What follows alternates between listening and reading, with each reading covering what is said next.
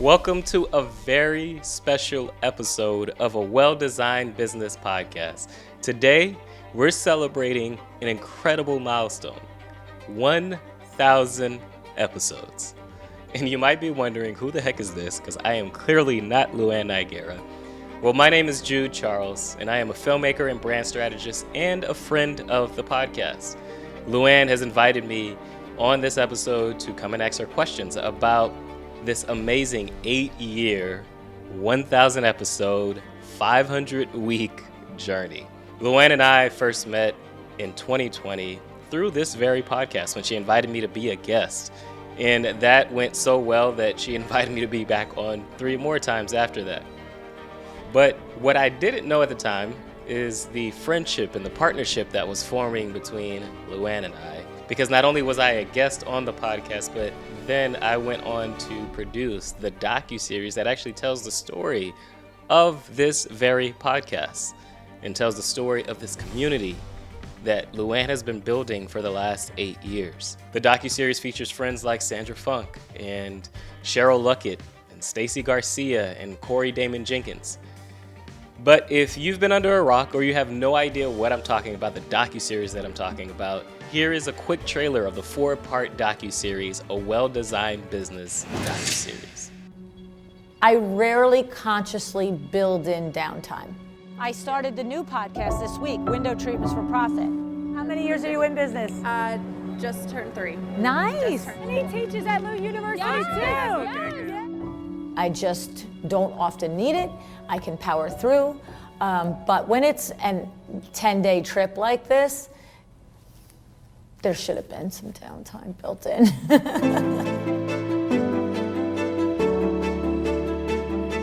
When you're building a business, all businesses, the strength of them is the relationships, and relationships are nurtured through email and texting, but they're built in person. I am in an airport with LuAnn. We are leaving my first ever speaking engagement in the design industry that LuAnn invited me to be a part of. Our pre-call went like an hour and a half. We didn't record, but I was like, I love you. She's like, I love you too. I'm like, girl, we got to talk more. She's from the industry, she's done it, so she understands what designers go through. We had the event here, and it was the biggest event that we've had in our showroom. And the way that they were hanging on her every word, like, we were so impressed. This is the truth. It wouldn't work if it weren't both ways. If I wasn't being impacted, I would be bored of it. And if the impact wasn't going out, nobody would listen anymore. I'd be in a closet going, this is great. And everybody like, not really. You know what I mean? So if you haven't watched the docuseries, head over to LuAnn's YouTube channel or go to LuAnnNigara.com/doc. Again, that's LuAnnNigara.com/doc, D-O-C. When LuAnn asked me to interview her for this 1,000th episode, my intention was for you to hear LuAnn like you've never heard her before. For example, on this episode, I asked LuAnn, what season of your life still gives you heart palpitations?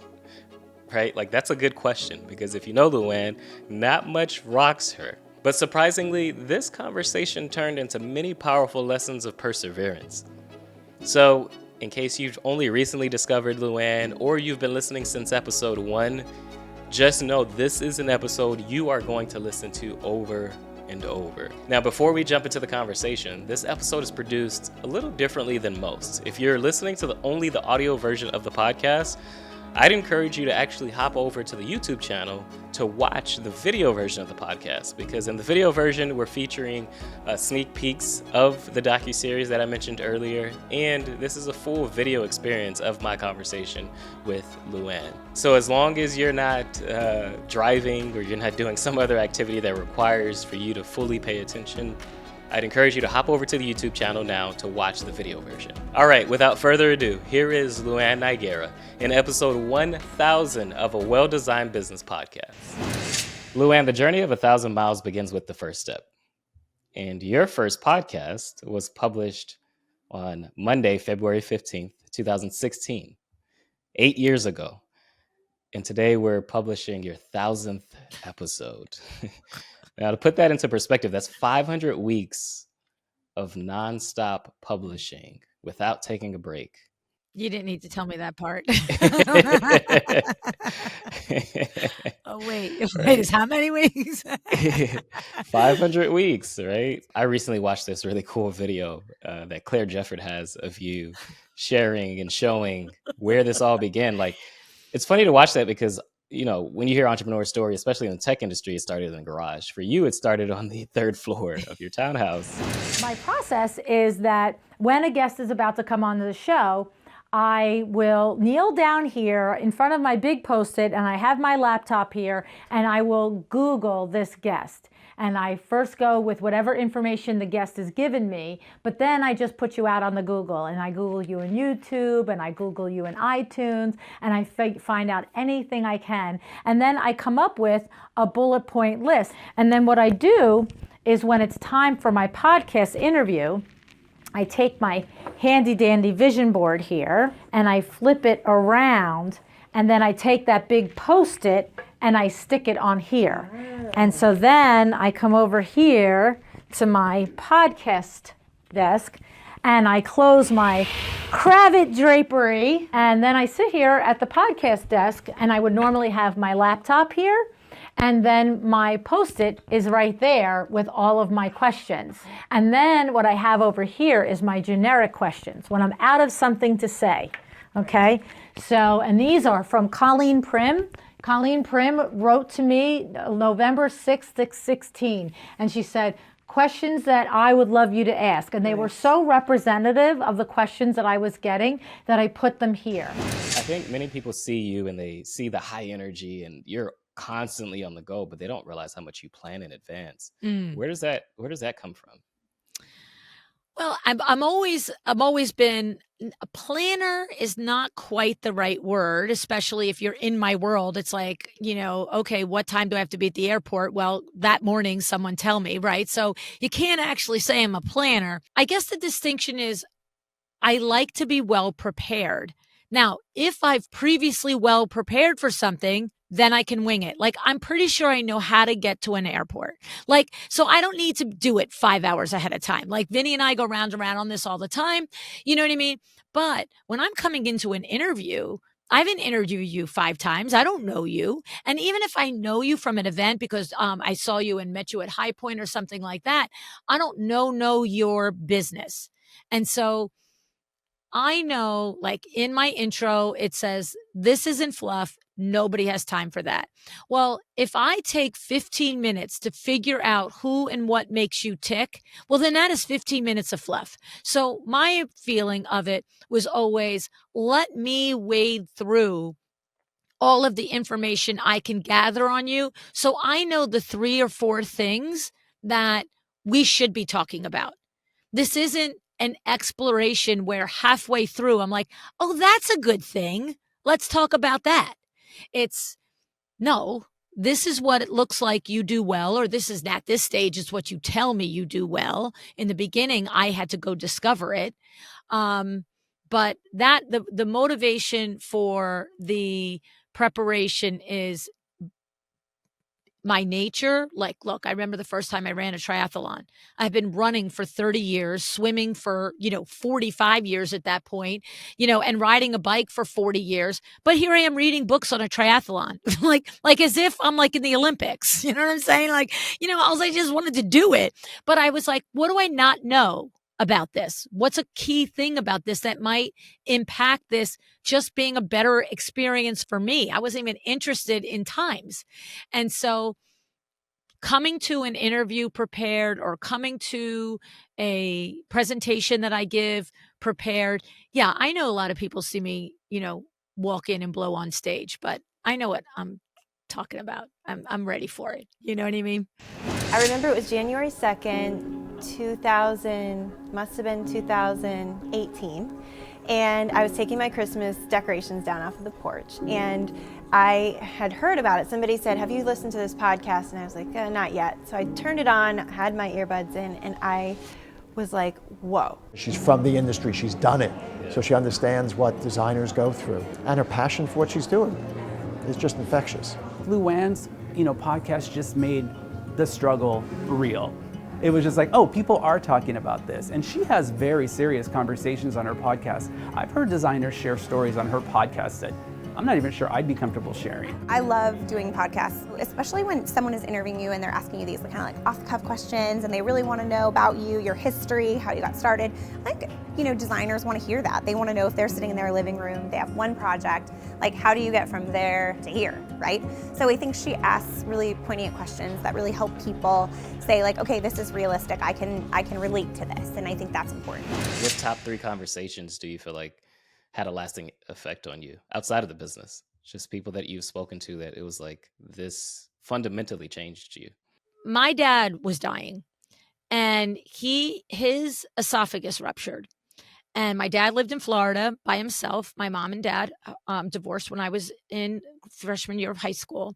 And so he moved to Florida, and I get a phone call on Monday morning from my dad, and I am about to drive to Long Island to meet a designer for an all day. I'm going to take an hour and a half, 2 hours to drive there.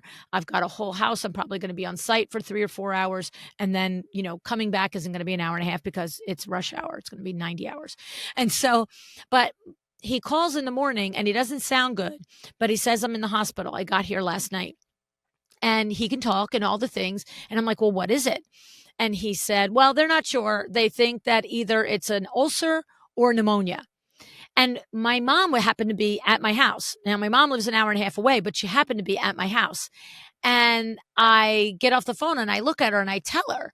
And I said, you think I should get on a plane? And the two of us talk it over. And she's like, you know, Lou, if it's an ulcer or pneumonia, he's going to actually need you more when he comes out of the hospital. Like, let's be real. He lives alone, you know? And I was like, okay. So I'm like, all right, so I'm going to go to Long Island. She says, yeah. I said, okay. So I go out there. I'm about to get to the house. It's like 11:45, and I call his room again. And just to like say hi and are you okay? And it rings and rings and rings, and he doesn't answer. And I keep calling and I keep calling. And now I've got to go into the house, and I go into the house and it's on my brain. And I come out of the appointment at like 4 o'clock, 3:30, 4 o'clock, and I call and I'm calling and there's no answer and there's no answer. So now I call my mom and I'm like, I can't get him all day. And she says to me, she's so smart. She says, you call the hospital and ask for the nurses station on his floor. She says, the nurses are the ones. And I was like, oh, okay. So I asked for the nurses station and the nurse answers. And I said, I'm trying to reach my dad, Don Schwartz, blah, blah, blah. And this woman, honest to God, Jude, Southern accent. I don't know where she was from, but it was way more southern than Florida. And she's like, oh, honey. She goes, your daddy was rushed to surgery. And I was like, wait, what? She goes, oh yeah, his belly blew up. It was so big and they don't know what's going on. So they rushed him to surgery. And I'm like, when was this? She's like, oh, about a half hour ago. And I'm like, do we know what's wrong? And she's like, I have no idea, sweetie. She said, but you know, I'll pray for him. And I'm like, wait, what? And so I call my mom and she's like, okay, I'm getting you a flight. So as I make the hour and a half ride home, I drop off the things, I throw clothes in, I turn around, I go to Newark. End of the story is I get to Florida at like 11 o'clock at night. My mom's so smart. She thinks again. She called my dad's neighbor, got a key to his house before the guy went to bed at 11 o'clock so that when I came back from the hospital, I would have a key. I rent a car. I go to my dad's. I get the key from the neighbor. I go to the hospital. By the time I get to the hospital, it's like 12:30 at night. He's still in surgery. I'm like, wait a minute. Like I called at 4 o'clock and he was rushed to surgery and he's still in surgery. End of the story is they finally come out, lots of details, his esophagus ruptured. Finally, 2 days later, they tell me he's going to die. They're like, no, less than 1% of all the people survive this. And that was a whole nother fun story, that conversation with the surgeon. Make sure you know he got a piece of my Jersey mind, the way he handled that conversation. But now I just stay in Florida because they said he's going to die. So I'm just going to stay in Florida. And it's day after day. And finally, Christy has to start first grade. And I'm deciding if I should come home for a day or two. And they ask me to sign a DNR before I leave. And I don't know what a DNR is. And she's like, oh, it's a do not resuscitate. And I'm like, wait, so you want me to sign that you're not going to save my dad if something happens? And she goes, well, pretty much. And I'm like, see, that just kind of goes against my. And then she explained to me his chances of survival and like cracking his ribs open and doing all this crazy stuff. And ultimately, I signed it. Another crazy story that went along with that. But I went and I called my Aunt Honey. And my Aunt Honey said to me a lot of wonderful things. But the thing that she said was, Lou, I know this is really hard. And I know that you're there by yourself and you're trying to do all the things and you're having all the conversations and you're scared for your dad. She said, but keep looking for your lessons. And I was like, wait, what? And she goes, Lou, I don't know where the lessons are. I don't know if it's a lesson for your own personal growth. I don't know if it's a lesson for how to handle a stressful situation. I don't know if it's a tactical lesson with dealing with hospital people. I don't know if it's a lesson on having a conversation with your dad, even if he is in a coma. I don't know what it is, but look for it. And Jude, my dad ended up being unconscious for 26 weeks. I'm sorry, 19 weeks. And then in the hospital, another 7 weeks, rehabbing and recovering and getting out. And every single day that I wanted to bawl my eyes out that my 57-year-old dad, who is not an old man, was in this situation, it immediately literally flipped my thinking. And I literally do it in business today. This is so hard. This is so incredible. Why is this happening? And I'm like, wait a minute, quiet down. What is the universe lesson right here? And then it moves you into positive action as opposed to dwelling in anything, grief, despair, self-pity. I don't care put any emotion you want, any emotion that doesn't serve you. And so that was a significant conversation because it was meant for a personal lesson, but I've watched it over and over. I literally go, oh, boom, move to lesson. That's scary. That's hard. That was a big comeuppance, move to lesson. And it's very powerful.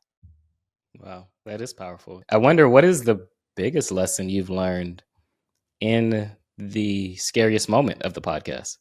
It's going to sound crazy, but I think the scariest moment was that first getting on the Skype with Heather McManus. Like, it was like, what the heck am I doing here, folks? like, what am I going to do? Like, I had my list of questions, but I'm like, is this dumb? Are these silly? Does anybody care about this? Like, blah, blah, blah. So I think that was the scariest moment. And the lesson in that, I think, is kind of the lesson to me in the whole podcast, which is, if you can see it, you can do it. If you can visualize it for yourself, then you're worthy of it. Don't say, why me? Well, it's you. You had the idea, so it's you. You can do it. You honor it in yourself. Honor the idea. Even if it's not an independent, you're the only one in the world with idea. Your spin on it is yours. Your spin on the idea is yours. Like the greatest novelists of all time don't say, I'm not going to write a book because somebody else wrote one. Right?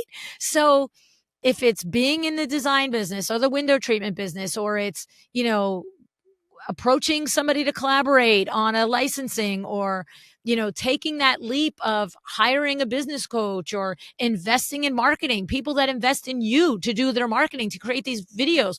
I'm sure designers think, who am I to have a video? Don't think that didn't go through my mind. And there's Nigara going, wait, we need a docuseries about you now? And I was just like, Vin, it's not me. It's all of us. It's really what you said. What did you expect? Well, I expected to be a business. I expected to make money. I expected to have, good content. I did not expect this community.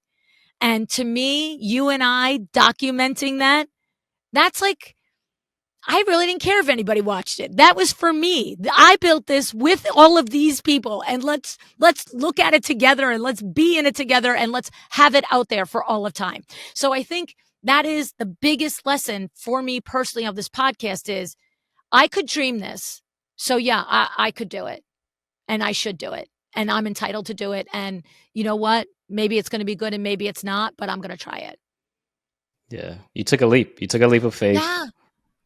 You know, I think of Corey Damon Jenkins, who's been a friend of the podcast, who took a leap of faith, 779 doors that he knocked on. Right. Right? He didn't say, well, I guess I shouldn't do it. When Right. you know in your core, when you know you're supposed to do something, don't let anything step in your way of doing it. He didn't. Yeah. I mean, how many people would knock on that many doors? A third of those doors, a tenth of those doors. Well, initially when I opened the company for business, I thought that by putting it out on the website, on the internet, putting my name out there as far as, hoping for word of mouth business to kind of come in, that the doors would just open and I would just become known, and that the work would just come raining down from heaven in copious amounts of opportunity. But that's just not what the universe had in mind. I had to knock on doors, like literally knock on 779 doors to find my first client. Bruises and cuts later, I am here and it all worked out. So I learned a great lesson. What if he, at the 7th or the 10th or the 25th door, was like, I guess I'm not supposed to be an interior designer in Detroit because I'm Black and I'm not the right fit. I'm not the right look. Because that's what he was getting told, right? We both know that's what he was getting told. Not you, not here, not in this place. And he was just like, nope, me here and in this place. I know it in my gut and I deserve to keep doing it until it happens. And that's what you have to do. You have to have that conviction in yourself. You have to have that belief in yourself. And what I'm saying is, it's okay to have that. Like, you're not being who you think you are when you have that. You are actually just honoring who you are. Yeah. You're honoring who you are. You're honoring that it's possible. Mm-hmm. Our friend Ivan Pinero in part 4, I don't know if you remember that story, but like 2 years, I think 2 or 3 years in business, and he's selling a $50,000 Not even, I don't couch. think. Yeah, not even. I think it was But like he took a 18 leap. months. Yeah. He took a leap to invest in coaching, and he had the confidence to sell a $50,000 couch. And at one point, he was describing how he got an okay from a client on a $55,000 sofa.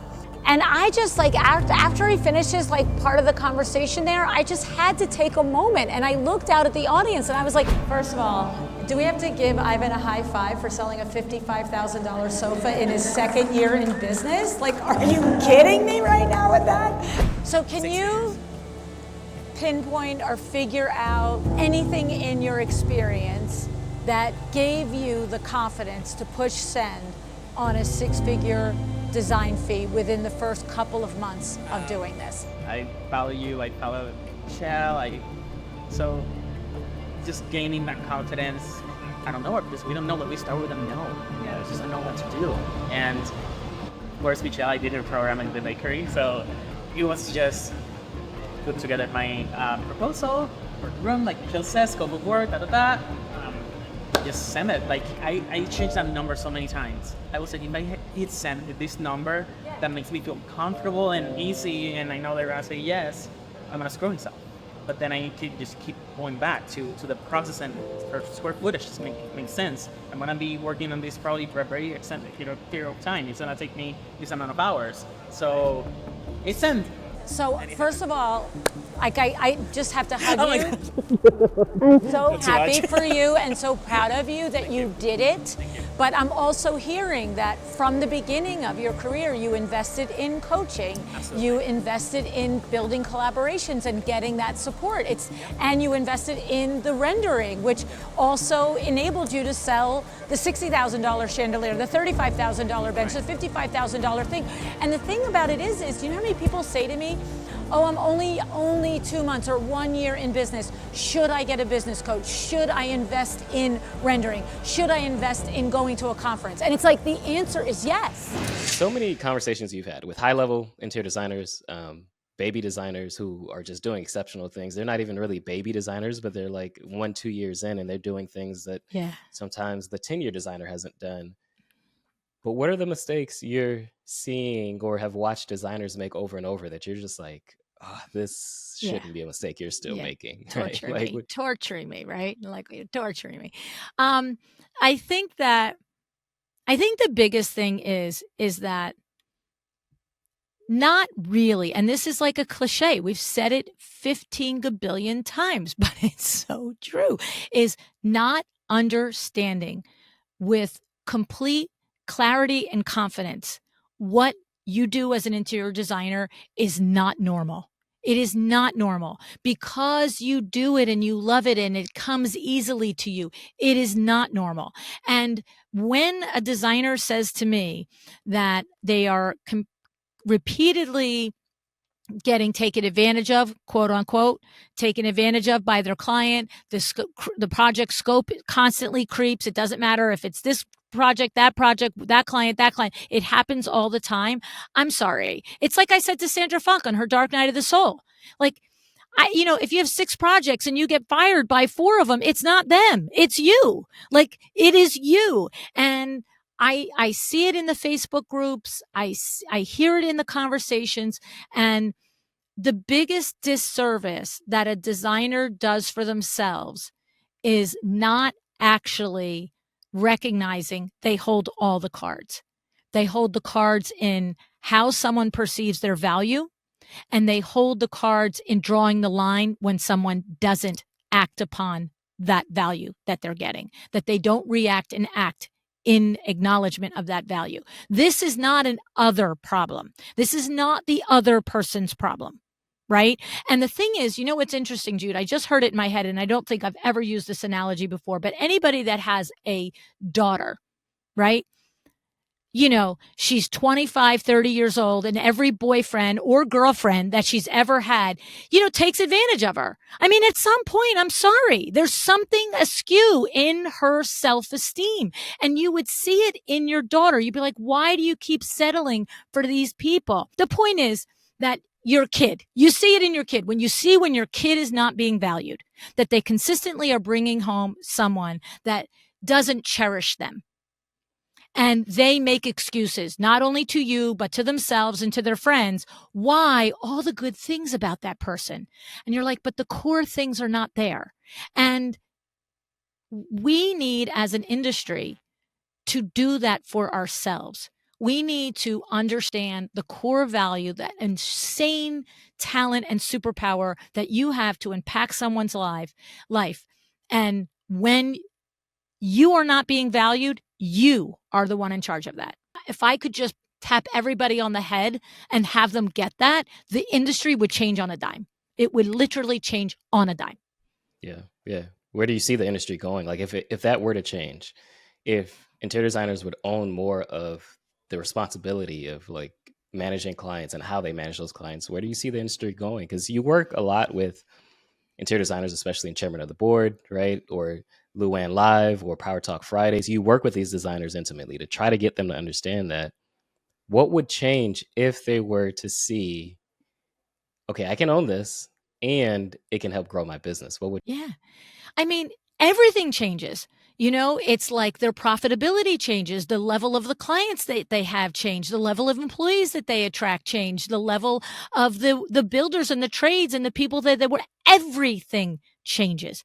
Every single thing changes. It's no different than your life changes when you commit to a person who truly understands and cherishes you for what you are and who you are. Now everything is different. Just watching Netflix is more enjoyable. You know what I'm saying? Like, it doesn't matter. It changes everything. And what I know is from the hundreds of conversations that I've had with designers who have experienced the before and after, they 1000% know it's in there. It's in between their ears. That change is their change to make. You don't, it's like I've always said to myself since I was a kid, I read it in some book somewhere. I don't know, Tony Robbins or Wayne Dyer. I have no idea which one of the gurus said it, but you can't change someone else. You can only change your reaction to that person. Like, if you think about that, I cannot change you, Jude. I can implore you. I can beg you. I can school you. I can yell at you. I can do anything. But if you're committed to doing something, I can't change you. But I can change my reaction to you. And when you have a client that's like, I want this for 50 cents less, and I want you to do 2 more rooms, and I want this, you guess what? You can say no. That's the crazy thing. People come into the Facebook groups and they're like, what am I going to do? How am I going to do it? What am I going to say? And I'm like, how about the big word N-O? No is a complete sentence. Of course, I very rarely talk in the Facebook groups because that would be way too much inside voice. No, but it's what designers need to hear. Like, you have the power to say no. Like, Yes. it's a full sentence. That's it's a it. full sentence. It is. No, and here's how it could work. See, that's my thing. That is also what will happen. Colleagues will encourage the person to say no by saying, red flag, run away. The reality is the way it gets handled is no and. It's no, and if you'd like to go forward, here's how it could happen. If that's agreeable, great. Let's keep moving. And if the client comes back and says, no, but I really want that. Nope. See, it's no and or no, but, right? It's not no, just run away. There's always a place to work out. 90% of the time, you can work out the agreement. So as much as what's so funny is because I think the industry has done an overcorrection, the knee jerk to no. Just run away, red flag, blah, blah, blah. It's like, no. What would we have to do to make this a yes? But the thing is, when my chairman of the boards, any of them are listening, they know we've had hours of conversation about this. Like when they're in the thick of it with a client, it's like, what you asked me is no. However, under these agreements, we could come to a yes. And what's crazy is 8 out of 10 times they get to the yes. Most clients aren't looking to bend your back or your rules. They just don't know any different. And when we just say no and run, we haven't accomplished any more than if we had said yes and tortured ourselves. We're not making money. Okay. But when we say no and we understand what would it take to say a yes, and we take the time to explain that, now we're setting the expectations. We're educating the client. And yes, 20% of those clients are still going to go, I really wanted you to pick every room for $200 and blah, blah, blah. Well, that's awesome. Then you keep moving because here was my no. You can keep moving. But now you can say no with like peace of mind and clarity that you offered the way through and it was their option not to take it, right? That's different than just knee-jerk no. Yeah, you talk about the 40 years that Window works. What season of your life still gives you heart palpitations? Like that was difficult to get through. Because I want to push you a little bit on what it means to get through difficult moments. I think people see you and they see Superwoman, but I know like with my green cape, right? But I know there's moments where you do feel disappointed and you're just like, why am I doing this? Or what's the point? And I want to first start with thinking through like the last 40 years of like, what still gives you heart palpitations? Like, how did I even get through that? And then I kind of want to follow that up with the last 8 years of the podcast. When were you last disappointed? Or maybe not last disappointed, but there was a disappointment that that rocked you. You had a rock your knee moment, like you like to call it, right? But let's first start with like, what season of your life you still think about that gives you heart palpitations? I mean, I remember when we hit the first recession and we started in business 81, Vinny started December 81. I came in the fall of 82, so 6-7 months later. And so this would have been 92, 93, 92, 93. Christy was in preschool, so she would have been 3 and or 4, depending what winter it was. And it was the first recession that we were going to face in the business. And the thing about it is at the time, it's just like everything. You see it on the news, you hear it, there's grumblings, you have a bad month and it's like, but then you have a good month and, there's a runway to when things will ultimately get bad. The thing was, in that first recession, we did not do anything on the runway other than ride on it. What I know in hindsight, not in real time, in hindsight, what I know is that Vin and I are both people with extreme optimism. forget it's half full. The cup is flowing over the top. And isn't that awesome? It's not a spill. It's not making a mess. It's like, look at all of that. That's great. So that's one. We're extreme optimists, and we're together married as optimists. So that's, if you have at least one realist in the group, that might be better. Okay. The second thing is that we both separately from our own upbringing have this faith that you put it at my feet and I will get it done. And again, you don't often have two people in a marriage that have this same thing. And these are great qualities until they're not. Okay. And then the third thing is that we both have a high tolerance for risk. Also awesome, unless you're both the same, right? So the thing is, we roll into this first recession ignoring things and going, we'll dig it out. Oh, that's fine. We can overcome that. And it's not as bad as they say it is, and it'll all be good. Well, the thing of the matter is, Jude, is that there got to be a point, however many months into it, which was several at that point. Maybe it was 8, maybe it was 12. I don't remember. But we were beyond meeting our bills. I remember the Star Ledger in New Jersey was like 25 cents a day for the Monday through Saturday and was like at 95 cents for the Sunday. And I will never forget sitting at our kitchen table and him going, well, I guess we could cancel the newspaper. And I'm like, well, what will that save? And he's like, well, $9.98, whatever it was. And I was like, are we there? He's like, we're there. I'm like, whoa. Whoa, we've got a kid in college, a kid in high school, a kid in middle school, and a preschooler, right? And I'm like, and we're talking about $10. And so ultimately it got so bad that we're paying for college with a credit card because, again, optimists, we're not like going to pull our kid out of college and have a hard talk and say, sweetie, take a semester off. I don't know, make a couple of bucks and contribute to the family. Nah, we'll figure it out. Lou and Vin, we'll figure it out. But it does get so bad that he sits me and Billy down and he's like, we don't have enough money. Like we've been robbing Peter to pay Paul for months. We're overextended and I got to go get a job. And we're like, wait, what? And he says, well, between the three of us, I'm the only one with a college degree. He said, and I am the highest salary on the business. And if I get a job that has health benefits, we not only take my salary off, but we can take Lou and our family's health benefits off the business. And he said, and leave you and Lou to get a salary and we'll try and rejigger the business. And so he does. And he goes and gets a job as vice president of franchise sales for Decorating Den. And when Vinny turns a quarter, Jude, he turns a corner. That dude turns a corner. I'm going to tell you what. And he had to go dig in and he had to focus. And he left the house 4:00 in the morning every Monday, drove to Bethesda, Maryland, and came back either Wednesday or Thursday, either Wednesday night or Thursday day, depending on what was happening at corporate.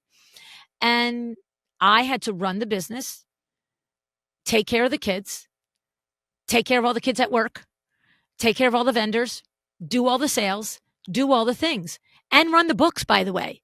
Run the books. You guys hear me? And it's the truth. I know what I'm doing. I don't like doing it. I don't know as well as Vinny does. I don't know as well as Michelle Williams does, but I know enough, right? And he took that job probably in the fall. And that winter, New Jersey had 23 snowstorms, 6 inches or greater. And that's significant for multiple reasons. Number one, the middle schooler lived with her mother. The high schooler lived with us. The college kid obviously lived at school. And then I have the baby, the 3-year-old. And so the high schooler is out to school every day at 7:30. I have to shovel the driveway out. But I have a little kid that you can't leave a little kid alone in the house. What if they fall? What if they crack their head? What if they, catch their shirt on something and they're hanging upside down? So I have this major driveway that I've got to clear out. And I literally every day play this game with her. Christy, stand up on the bench in mommy's bedroom and look out the window and clap for mommy and give mommy high fives. And I'm out there shoveling and looking for the little head. And I can't tell you the number of times the little head goes away. I'm like, come back, come back. Like, where are you? Then the head would pop up. Then it would go away. And there were like, how many times in 23 snowstorms did I have to go in the house, take the boots off, find the little head sitting 3 feet away from the bench? The little head was never hurt. The little head was ever in trouble, but I'm not living with that on my head. It was ridiculously stressful. We were at 90 and 120 days. We go into the spring. I managed to get through the entire winter. We get into the spring. Sales are in the tank. I am pleading with installers in the winter to take the trucks out in the van to do installation so I can get balance due so I can make payroll. It was ridiculous. I'm putting vendors off every week so I can pay employees. I'm selling my soul, okay? Every conversation. I know, and all this and all that. And it was, the thing about it, Jude, was it was the physical doing of it was so difficult and so stressful, which was one thing. But then there was the secondary, like, if this business crumbled at this moment and went out of business, I knew then that it was the result of 18 months of bad planning and not seeing the thing. But all of our friends and our family, would they have been like, well, Vin left and there it went, down the drain. And like, I'm not going to run around to everybody and go, no. Why do you think he had to leave? He had to leave because he also mismanaged it going into it. Like, this is, but like, the pressure. And I was just like, no, this cannot die on my watch. This 10-year business cannot die on my watch. It would have been hard enough to put a business in a coffin if we were doing it together. But to have it be on me, and I was showing up to appointments a block away, crying my eyes out from so much stress, literally crying, and then trying to get a hold of myself and literally walking up going, you have to go in this house because you need a deposit. I don't care if it's a $400 blind, you need that $200 to pay a bill. And I would stand there and I would knock on the door, and Jude, I would say, please answer, please don't answer. Please answer, please don't answer. Because if they didn't answer, then it wasn't me not doing my job. It was the universe going, no, you should go back to your car and cry some more. And if they did answer, then I knew. And of course, everybody always answered. I'm not the Fuller Brush lady. Of course, I had a darn appointment. They were home, for crying out loud. And it ultimately, I guess that spring, I finally revealed to Vinny how hard it was. Because I also knew he was like, we're not built for corporate, me or Vinny. We don't follow the rules. We don't take well to you telling us what to do. And I do remember just sitting down and just being like, the thing is, Vin, if I could see a way out, I could hang on. But I'm not seeing the way out. It's like been, I think he worked for them for like a year and a half or something like that. I said, I get 2 steps forward and I'm 3 steps back. I have a good month of sales and then, a bad month. And I just said, I'm not seeing it. And I don't know how much longer I can hang on. And I know I have to. There's no choice. Like, who are we kidding? It's not like, okay, let's just go get that $1 million in the bank that we've been sitting on for fun. And he went the only time in his entire life, he borrowed money from his father. And I remember he said to me, well, I'm going to ask, and he looked at me, he said, I'll have to ask Dad for the money. And I don't think I knew then what a big deal it was, except that the way he said it. And I was like, oh, that's not like asking my mom for money. Like, my mom would have had 25 cents. She'd be like, here's 26, but his dad was old school. He was born in 1912. Like, he was Depression. He was like, you make it work, kid. But he went to his dad and he just said, I need this to tide my business over. And he borrowed the money and we put it in. And that he probably stayed at Deck Den at that point, probably another 7 or 8 months, but just getting us, I don't know, did it get us from 120 to 60 days? I don't know if it got us from 120 to 30 days. I don't remember it, but it was like, okay, all right, now let's just go. You know what I mean? And it was just like big girl panties, pretend the rest of the last 7, 8 months, 9 months didn't happen. You're on a path. Yeah, what I'm hearing you saying is you didn't wake up like this, right? The way people see you today, right? They see you as the woman who can get through anything, that not much phases you, but you didn't wake up like this. And that's why I wanted to ask that, is like, what's the season of your life that still gives you heart palpitations? Yeah. Because as we're recording this, 2024, economy is rocky.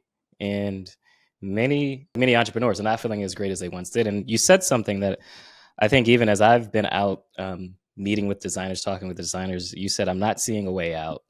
And I think many people that are running their firms today are like, they're scared and they're not seeing a way out. See, I would challenge that. Yeah, I would challenge that, because the thing is, not that there isn't anyone that's in the situation where they're 60, 90, 120 days on all their bills and not being able to make payroll and stuff. But what I know is the hindsight lesson was that as soon as it feels like, I'm not as busy as I was, you have to do things. And see, we didn't do the things. What you have to do is you have to fine tooth comb. By the time we were asking if we should cancel the Star Ledger, we were already way late on our bills. But when the 2008 recession came in January of 2007, when it was like, hey, this is a little funny, I wonder what's going on here, Vinny was slicing. He was slicing everything. He was like, everybody, you get 1 tank of gas a week, make it work. Like, and here's the gas station. Vinny would every Monday morning at the meeting tell you the cheapest gas within the radius of the showroom, and every van better go fill up at that gas or you're not getting reimbursed for it. Because he was like, I'm not just going to pay for you to get gas anywhere if it's 30 more cents a thing. And the thing is, in the January, February of 2007, I remember people looking at us like, you're out of your minds. You're out of your minds. And I'm like, but we're not, see? But you see, we're actually not. And when you make those cuts, like simple things we all know in our personal life, everybody raise their hand if they have a health club membership that they haven't walked through the doors in 3, 6, 8, 9 months. This is the time. Cut that fat in your business. You have those expenses in your business that you just let roll. Like, we just did a tech audit. We were paying, and I'm embarrassed to say it because I know this lesson. We were paying for Textaful for 5 years. And I said to somebody finally in January, I'm like, do we ever get anybody on the email list from it? And they're like, I don't know. I'm like, how about check? So I think it was $59 a year, but we hadn't got an email sign up from it in like 4 years. So it's like that's only $49 or $59, but it's also my $59. And it would have been the same if it was $59 a month. I promise you. So when we had the 2008 recession. So I said January 2008, because it happened in October. The crash really went in October. But that January 2008, it was the hard line audit of cell phone plans, where we buy our gas, re-getting insurance quotes, re-getting all of the things, literally line by line, cutting out the fat, so that when it finally got hard in August and September, we had to let Kimberly go. But when we let Kimberly go, as difficult as it was done with the knowledge that we had done everything we could before this. We weren't needlessly wasting our money in other places.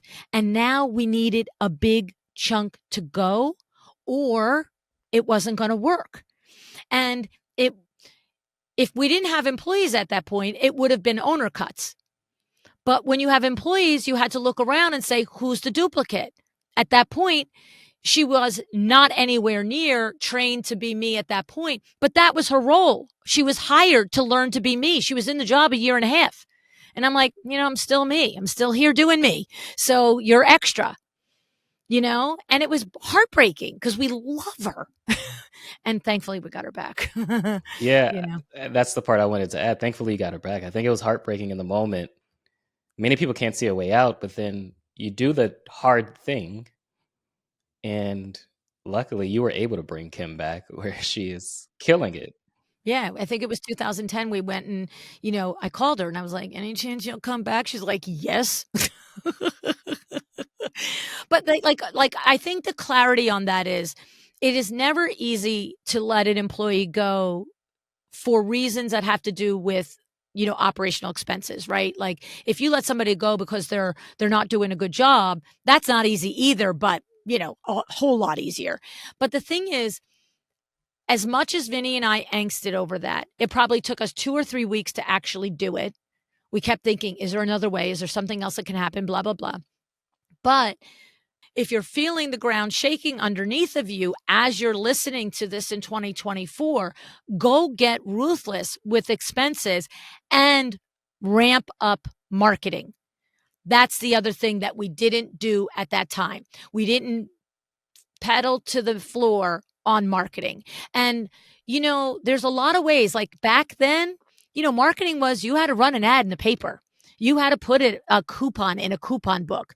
Now you can double down. If you actually are slow, then double down on social. You can do that for free.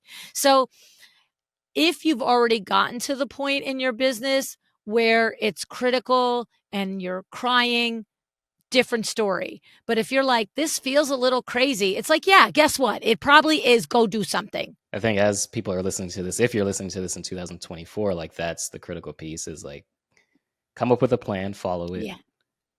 When we were filming the docuseries, I think of the designers that we got to interview, like Cheryl Luckett, who came up with the Project 36 plan, right? Or the one that always gives me goosebumps, because I've watched the docuseries again recently, where I watch it as if I hadn't seen it before. And the one that always gives me goosebumps is Megan Moulton's story. Oh my goodness, right? I know.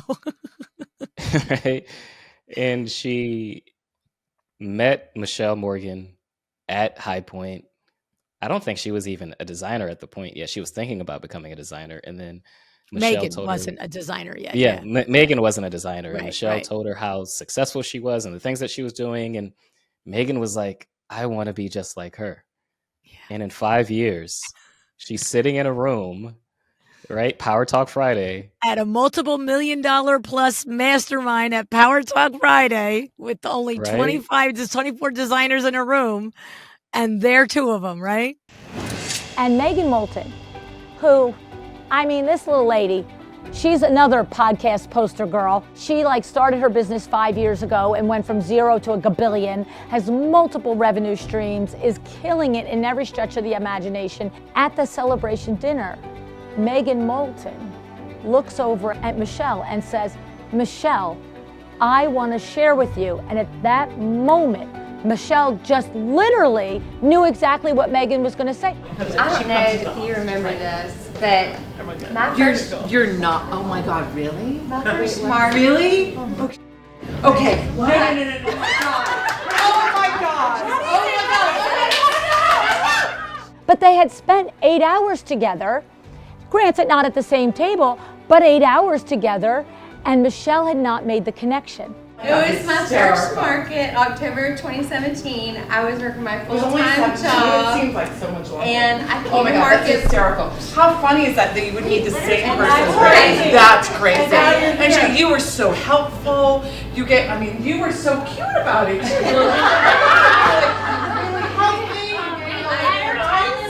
I met you and you inspired me. You were so giving. And I was so wanting to learn. Oh my God. You told me about your business and how successful you were, and I'll never forget. I said, one day I want to be as successful as her. And here Megan recounted to her that she had met Michelle at her very first High Point in 2017 and found herself sitting next to her and started to ask her a question about running an interior design business. And Michelle shared her heart with her. She sat there and she spoke to her and gave her tips and gave her advice. And Megan said, I have recounted the advice that you shared with me and the inspiration you gave with me, and I have looked up to you for the last 5 years. You started this journey when you were about 20 years old. Yeah. What would you tell your 20-year-old self looking at the 40 plus years now that you have not only been in WindowWorks, but starting the podcast, What would you tell Exciting yourself that you windows. Now, exciting too. windows, right? Yeah. What would you say to LuAnn, who is 20 years old, who has no clue what's coming next, but is going on this journey? It's funny because I know what she should be told, but I actually wonder if it would have benefited me to know it. Okay. Okay. So, what she should be told is there's something burning in you.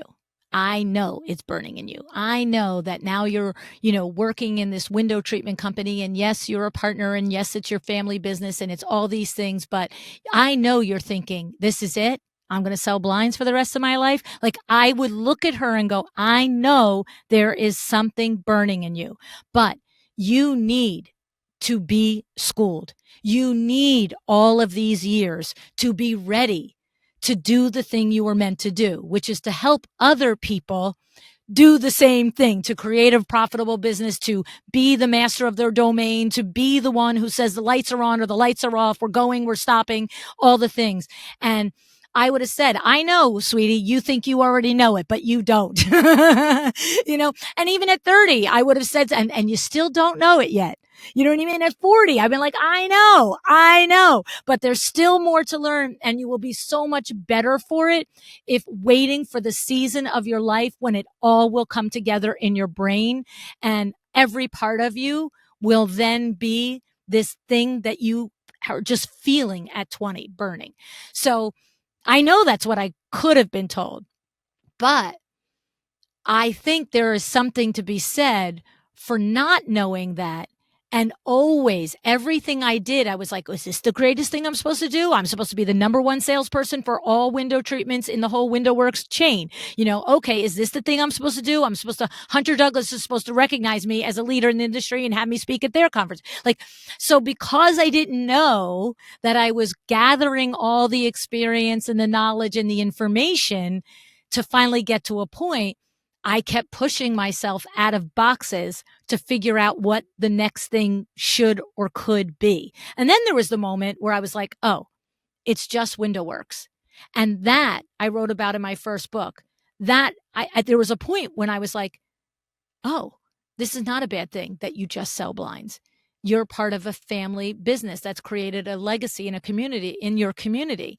And I had a moment where I was like, that's it. The line stops. We ride this out to the sunset. There's going to be, a funeral one day, and everybody in Livingston will come out and be like, oh my God, she sold drapes to me, my mother, my grandmother, my great grandmother. She's amazing. Right. Like, I really believe that was the thing. And even in hindsight, I know that I needed that aha and that true moment of gratitude that lasted until I did my last window treatment sale to recognize that really was a great thing that we did, and it continues on. And so to not have that, these were wasted years. It's like, nope, this taught me a lot about community. It taught me a lot. Like, I bring a lot of those lessons to the podcast. To me, when I walk into a designer event and I just had it when I was in Long Island recently, and I said hello to somebody, and she said to me, I can't believe you remember my name. And I said, well, I try to. Like, I don't always, but I try to. And to me, it's no different than when I would walk into my customer after 5 years of not being there, and easier, by the way, because I was in her house and met her and learned her thing. But it's that was a very tangible lesson that brought from WindowWorks is these people are people that, whether it's a free podcast, they're giving up their time to be with you. Acknowledge it. Acknowledge it in a way that's meaningful. Say hello, look in their eyeballs, try and remember something about them, So yeah, that would have been the advice, but I almost would say, but don't give it to me.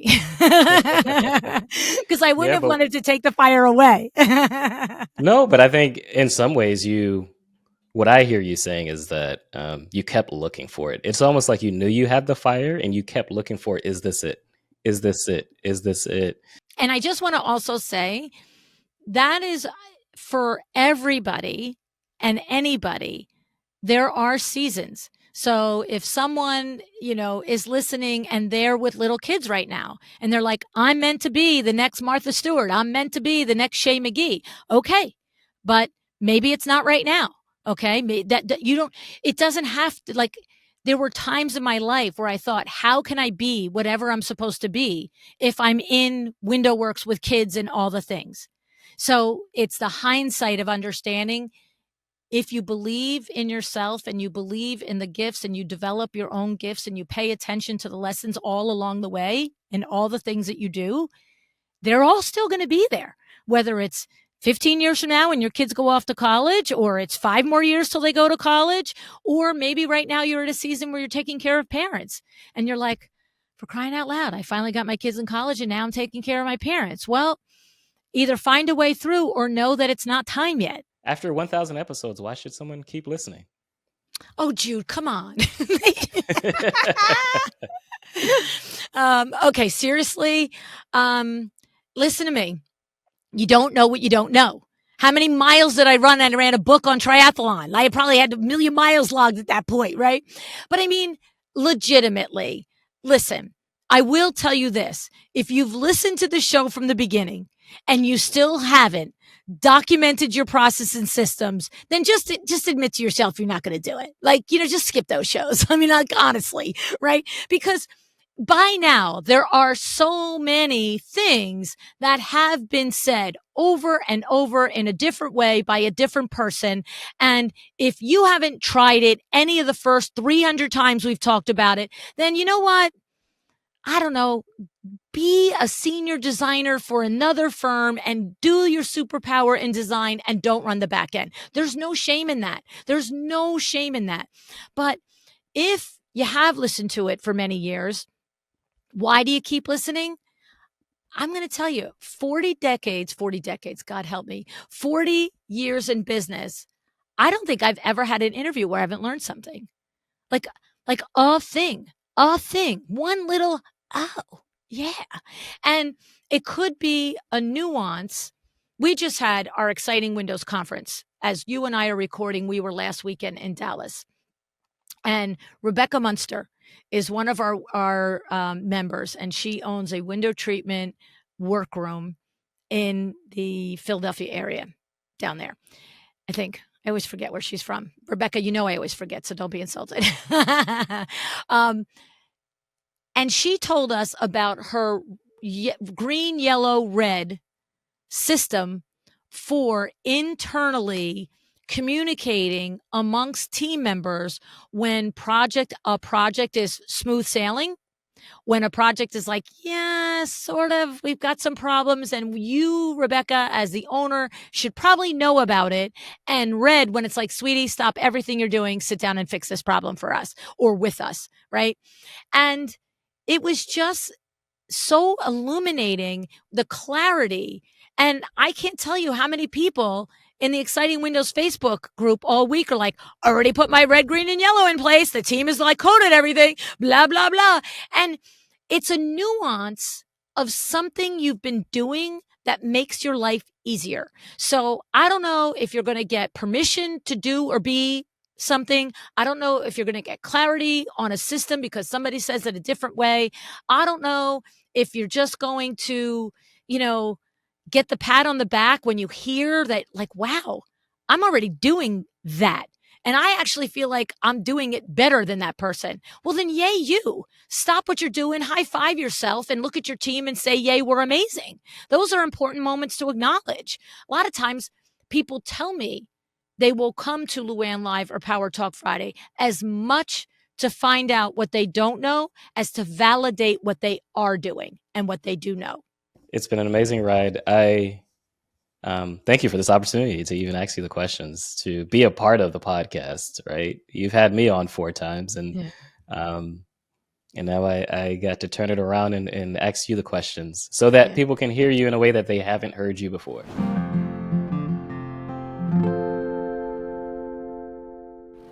Okay, first of all, can I just say, especially if you watch this video, as opposed to just listening to it as an audio, I have to say I'm just a little extra.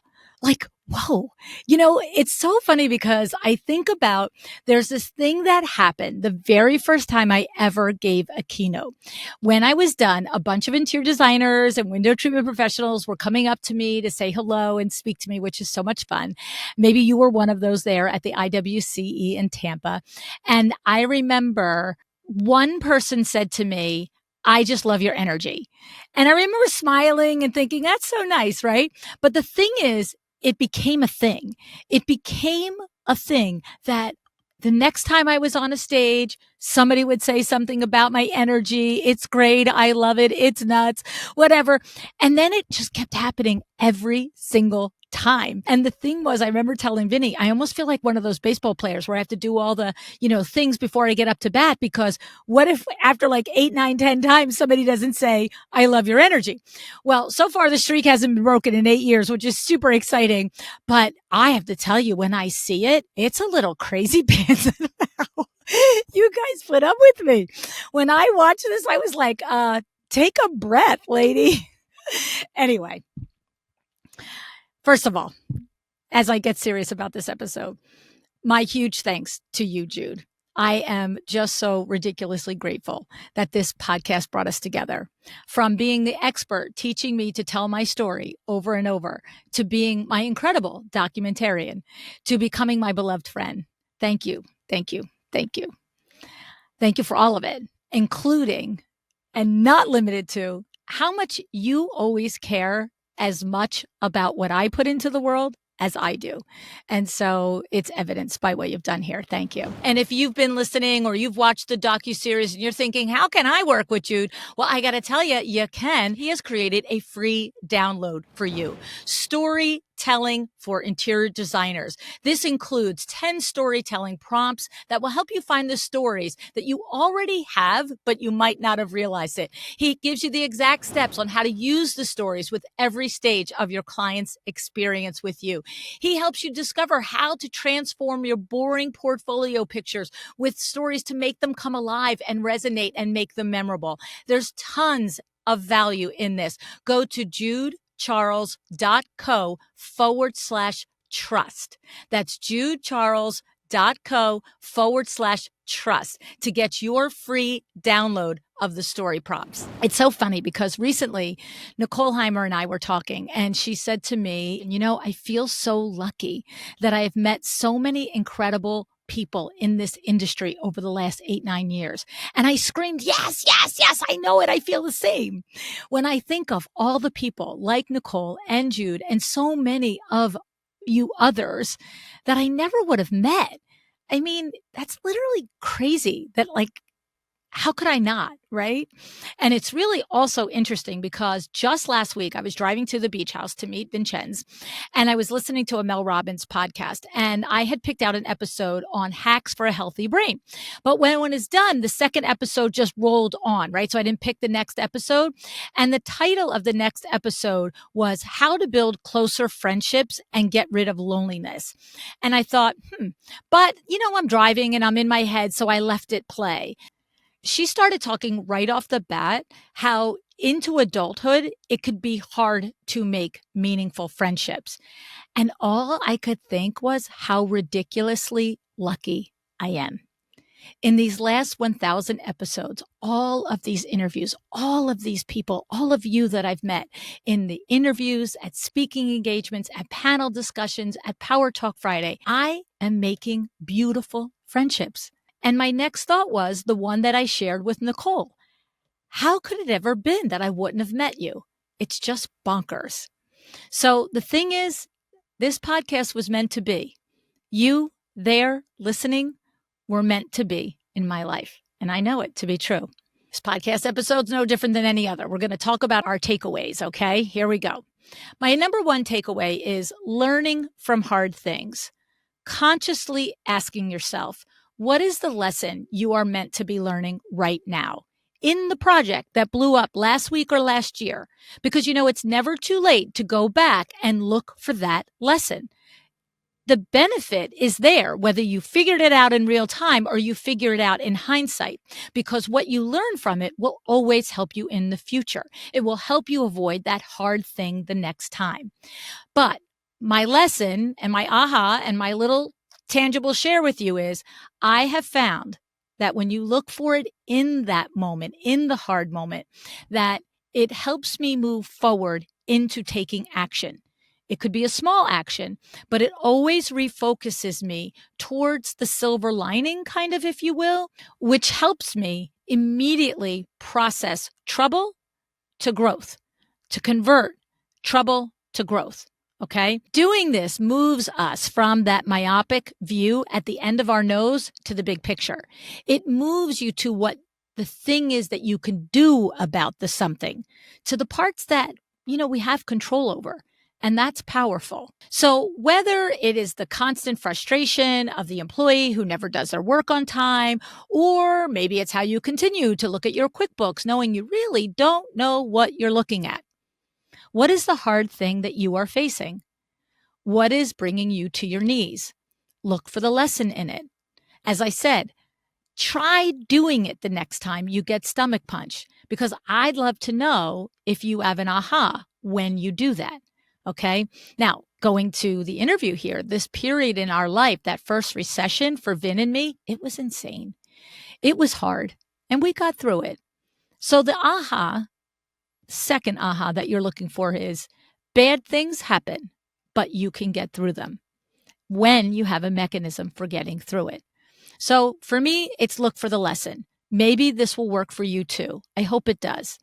And the thing I like about this advice that my Aunt Honey gave me, which Vin never heard, didn't know, he did it instinctively without ever having the conversation with her. There has not been a single economic downturn since that first one that we went through that he has not expertly guided us through it. Because I know he did. He looked for the lesson. And the lesson was act sooner than you think and act as soon as you sense the change in the economy. And the practical advice that Vin would give you for an economic downturn, in a nutshell, get ruthless with expenses and lean into marketing. The thing is, I did an episode back at the beginning of COVID when we all thought our businesses were going to tank. And I recounted in that episode the lessons learned from that experience and all the lessons that I've learned since then that I've watched Vin do in our businesses anytime things get a little sketchy. So we will link that episode in the show notes in case you're in a place where the ground is moving under you. I want you to know there are steps that you can take, okay? Number 2, takeaway from this conversation is, what do you know about you or about your business in your gut, in your core? No one looking, no one hearing your inside voice. Do you know what you are doing is what you are meant to be doing? And if you are you like Corey Damon Jenkins, knocking on 779 doors to get what you want, to get what you know you deserve? Success is not delivered to us. It is born, nurtured, fed, raised by us, by our belief in ourselves.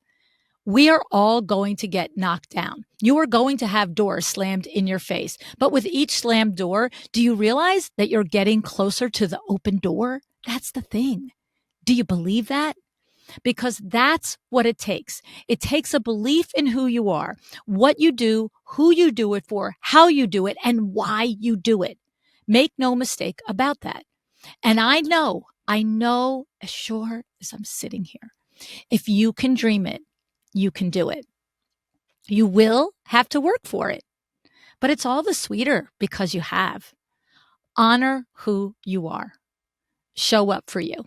You got this. All right. My third takeaway is to invest in yourself. If you have such a profound belief in your mission, your talent, your passion, and then you feed it and you nurture it, you need to then invest in yourself. I have said this to you dozens of times over the years.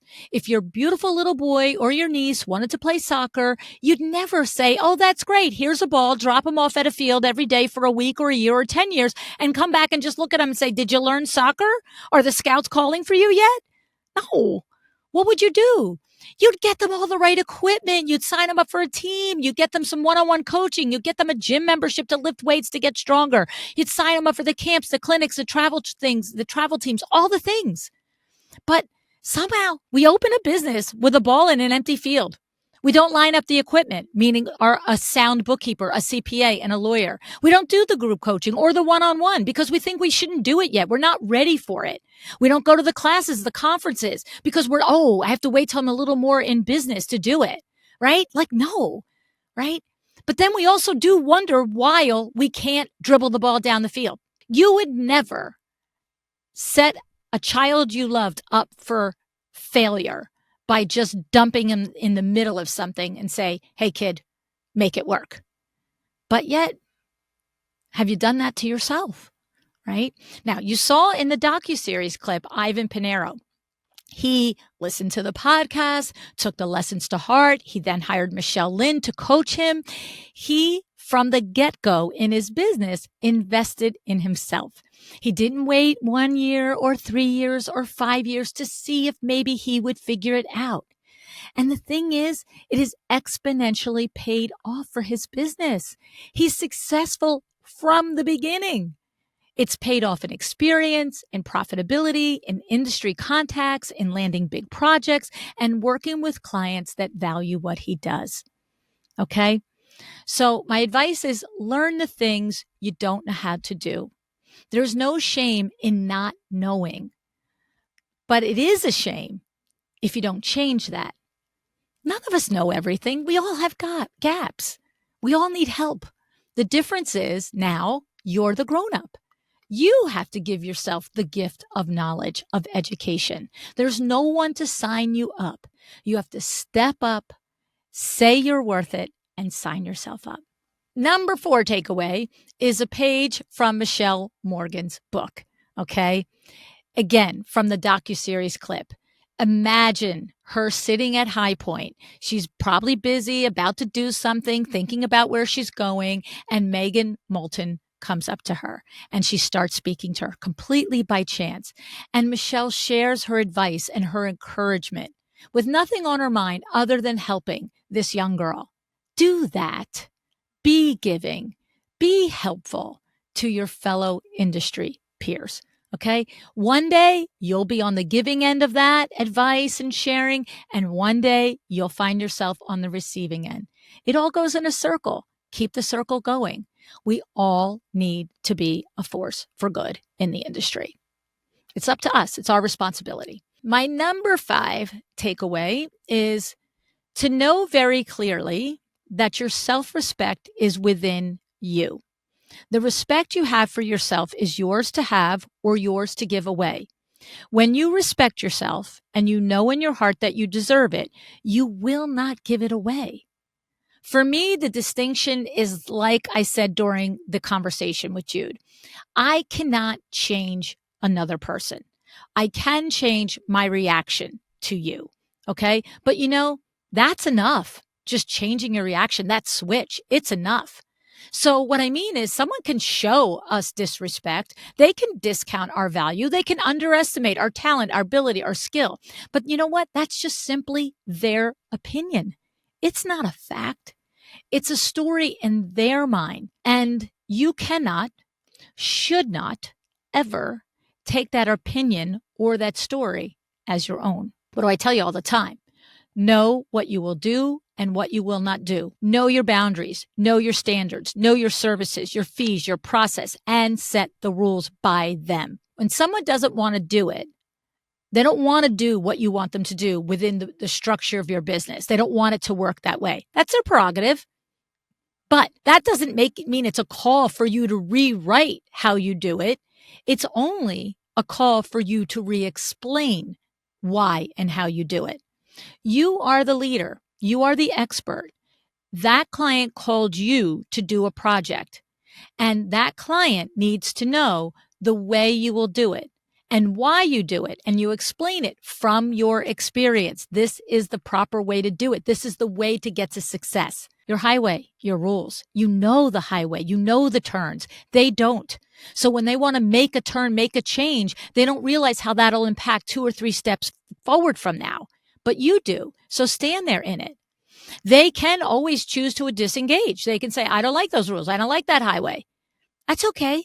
They can choose to disengage, but they cannot choose for you to change your methodology. Protect your self-respect. You have earned it. And I'll share a tip with you here. What I know to be true is when you are confident in your processes, in your fees, in your value, there actually is never a problem anymore. It turns. It will never feel like someone isn't choosing you. You will know right off the bat, it is not the right fit, period. It'll never feel like someone is trying to make you do something different because you're just like, I don't do it different though. Like you don't get rocked by it. You don't get, maybe I should think about it. Maybe I should change. No, once you know and you're confident, like I said, in your process, your fees, your value, this is a problem in your rearview mirror then. Okay. So, but you have to do the work to be the business owner who knows their process, their fees, and their value, and has earned your own self-respect. Because when that happens, the rest falls in place. The final takeaway for me in this celebration and this conversation of 1,000 episodes has to be consistency and the importance of consistency. What did Jude say to me? It was 500 weeks. 500 weeks of deadline-driven work. 500 weeks of one episode never not airing. I mean, that's kind of mind-blowing. And the thing what I want to share here about consistency is to make no mistake about it, this only happened because I have amazing people surrounding me. Okay. My aunt and uncle who edit the show and have standards for the audio production beyond what I ever would have, could have, or put myself to on my own. Okay. The way they show up every week, every month, every year, sick, busy, vacation, never missing a single beat, showing up to their work for my podcast with a single-minded focus on doing their best every show, every time. I have to tell you, it's remarkable, frankly. It'll never be possible for me to ever express the depth of my gratitude to my aunt and uncle.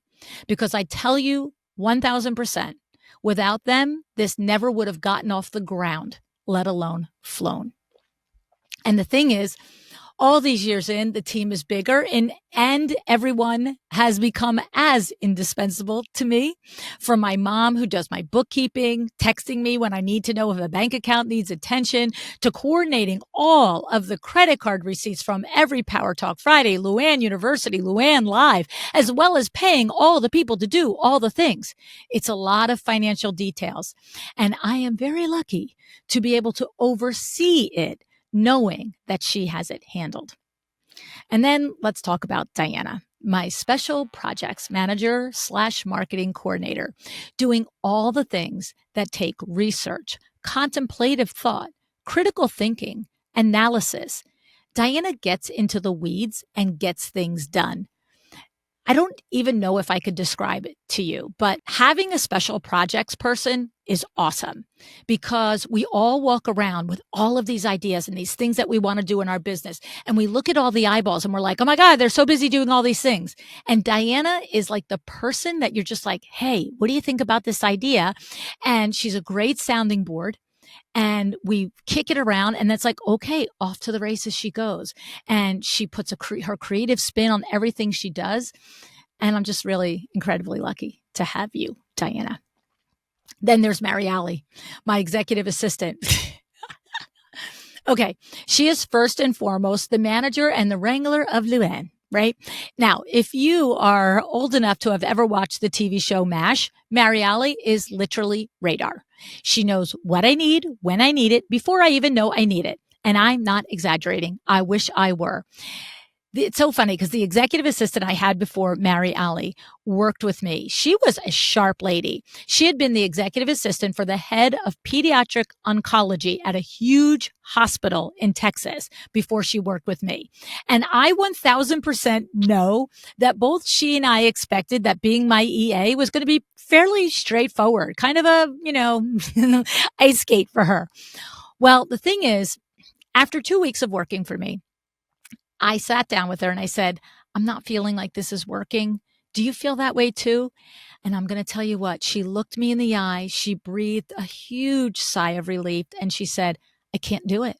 I cannot grasp all the moving parts, all the changes in your schedule week to week. I mean, heck, in a day, all the coordination required to manage your calendar and commitments to the 3 different companies that you have ownership of, plus the dozens of people.